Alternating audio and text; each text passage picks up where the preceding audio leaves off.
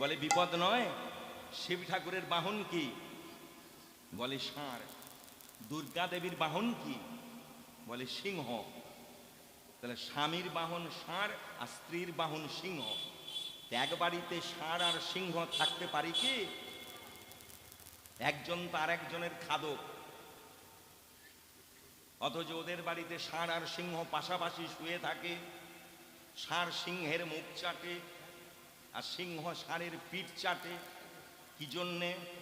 ওই শিব ঠাকুর হচ্ছে পরম বৈষ্ণব, হরিনাম করে, ভগবানের প্রসাদ দিয়ে প্রসাদ পায়।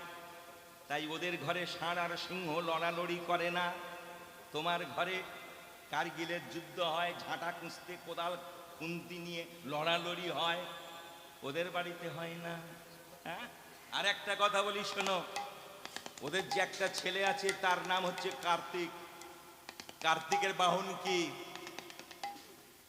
কি গো মায়েরা বলতে পারবেন? কার্তিকের বাহন ময়ূর। ময়ূর খায় কি? সাপ। বাবা শিব ঠাকুরের গলায় সাপের মালা আছে।